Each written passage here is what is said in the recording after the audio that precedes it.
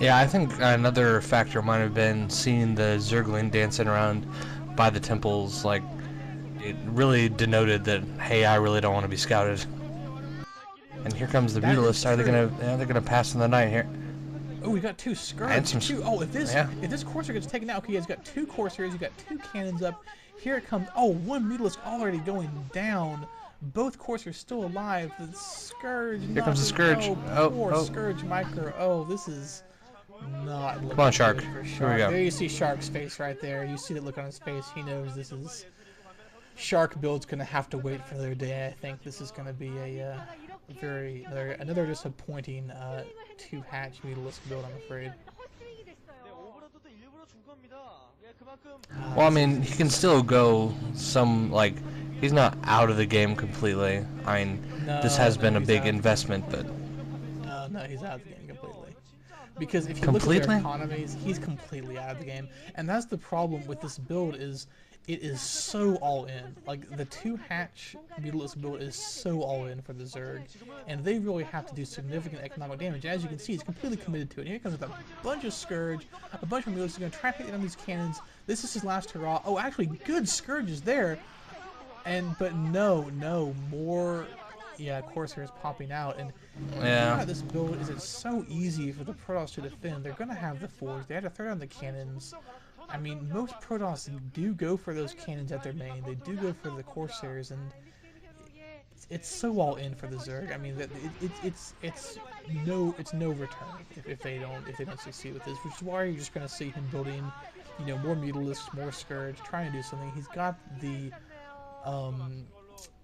Templar Archives up now, and once he gets like one Archon, this rush is completely dead. I mean, it's pretty much dead right now, but if it had a sliver of life left back in it, it's completely dead. I don't even know if he's taken down a single probe. Have you seen a probe kill? Because I haven't.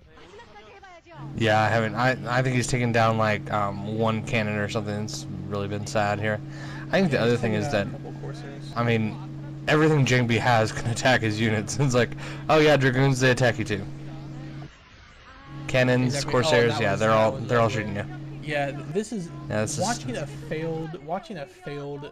Like, I'm not even a Zerg fan. I'm kind of a Protoss fanboy, but even I have to say, look at she's about to be sick. That's an MBC hero fan right now. She's sick watching this, and yeah, now you still only mining gas. Yeah, you see him pathetically trying to get a hatchery up. There's a Dark Templar there. It's going to be scouted though by those Overlords. It doesn't really matter. It kills the Zergling.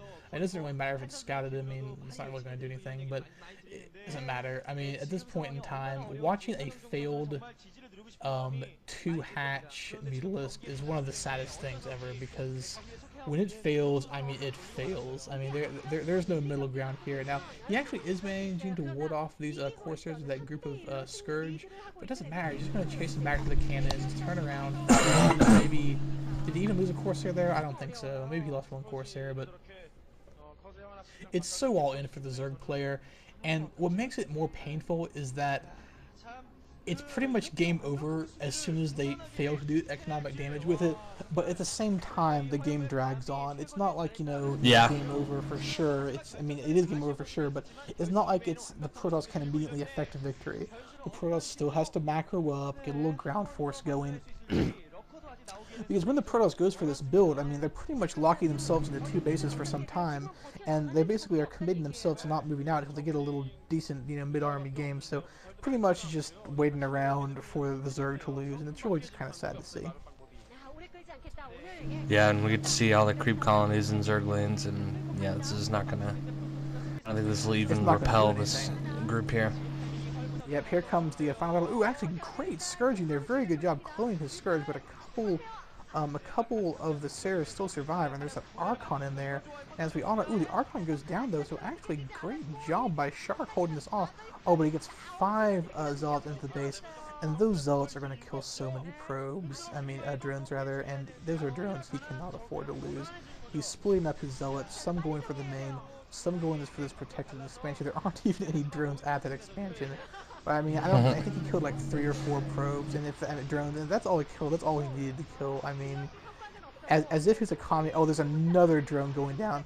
As if his economy wasn't in bad enough shape already. I mean, Jamie was so far ahead in that game that even though that was not the most successful attack, even though he really didn't do as much damage as he could have done, he lost his whole army. Just the fact that he got in there and killed 4 or 5 drones is just basically going to seal the victory for him. Because he's already so far in the lead economically, he has so much better saturation of his minerals, so much more income coming in, and there he is getting his mineral only behind his base right now. Just that little bit of economic harassment, I think, is going to be enough to really just make it so that Shark cannot come back in this game. So we're going to see Shark now start throwing up the Hope hatcheries around the map? I don't really think so. I think that he's probably just going to try and continue to harass and try and build up some sort of force here, but he just running, this is all that Jamie needs to do. I mean, this is not the greatest harass of all time, but it doesn't have to be. He's got another couple of drone kills there. He killed one at the front door. He's going to kill one in there, probably another one in there. Yeah, 2 go down there. So a total of 3, it's like 4 drones total going down. 1 of that natural, 3 in the main base. That's all he needs to do, is just do something. To Shark. That's what he's doing. He's just doing a little bit of something here and there, and Shark's economy cannot survive this. It just can't. And Jamie's economy is completely unharassed. I mean, that's the thing about Shark's build. It's supposed to kill a bunch of probes early, and really is pretty much in the game right there on 2 hatcheries. Not only did it not end the game, it didn't do any economic damage, and Jamie can just produce as many units as he wants and just win this game in the near future here. That sunken line is going to present some problems for him. A lot of problems, actually, just because he can't, run his zealots by it, really. But, I mean, yeah, those 3 Archons are going to make mincemeat of everything that Shark has. Yeah, I mean, Archons are so powerful against this setup here. Oh, dude, you see that look on Shark's face. Oh, I Yeah. really feel bad for him now. Oh, he did not want to lose that.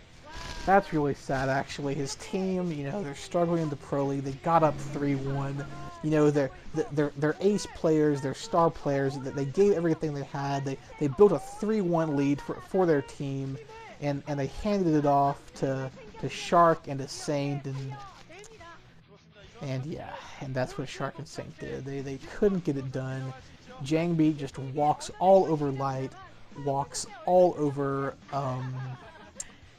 Saint, and now finishes it off by face stomping, curb stomping Shark here in the last match. So the B team just not getting it done for MBC Hero, and this is, you see why they are the 3rd to worst team in the Pro League. They have some decent players, and they built themselves a 3-1 lead in this matchup, but they just couldn't get past Jangbi. Jangbi was just the answer to their entire team, it seems. Yeah.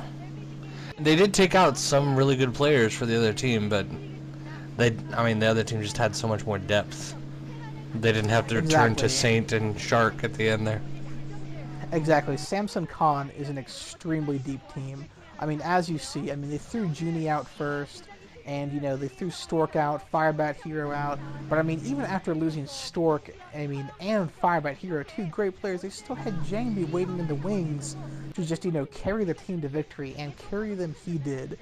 Well, this has been our first commentaries ever. Hope you like them. Please leave any comments you want. Let us know how we can improve. Thanks for listening.